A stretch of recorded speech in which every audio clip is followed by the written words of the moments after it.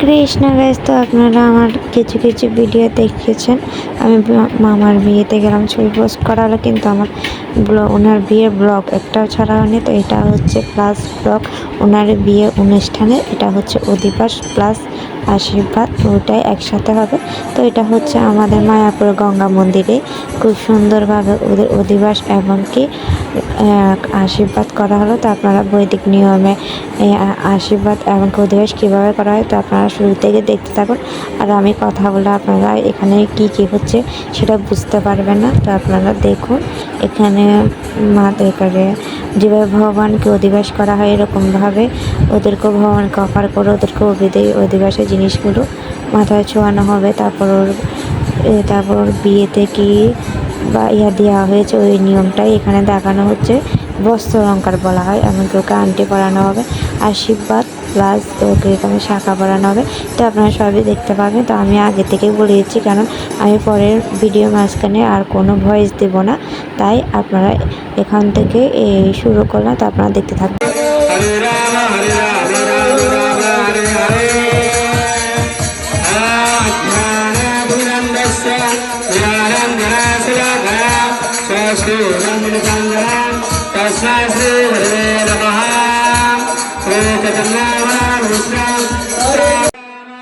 राम राम हरे हरे ओम शांति शांति शांति।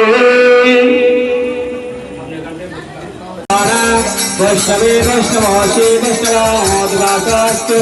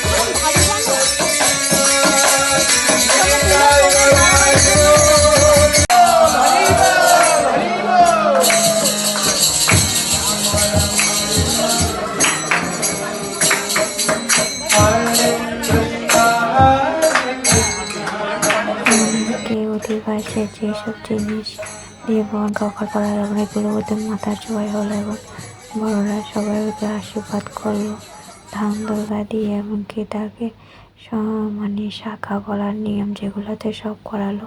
আমার ছেলেদেরকেও কি সুতা দিয়ে দিতে হয় ওগুলো করালো। তো খুবই সিম্পলের মধ্যে অনেক সুন্দর করলো ওদের অনুষ্ঠানটা। এখন ওকে মানে আমার মামিকে এখন ওই নিয়মটা শাখা পরানোর নিয়ম। তো শাখা বলা সব মনে হয় এটা ওনার দিদা, তো দিদাই ওনাকে শাখা পরাচ্ছে। তো এই জায়গায় যে বসে সে জানে তার অনুভূতিটা কেমন। তো তখন তার মামির অনুভূতিটা কেমন ছিল জানি না, ওনার রিভিউ নেওয়া হয়নি। তো সবাই ওনার অনুষ্ঠানে সামিল হয়েছে, সবাই প্রসাদ পেতে বসেছে, সবাই প্রসাদের মন্ত্র বলছিল। তো এই প্রসাদে কী ছিল বললাম, বিরিয়ানি ছিল, তার সাথে ডাল ছিল। তো ভিডিও আজকে পর্যন্ত।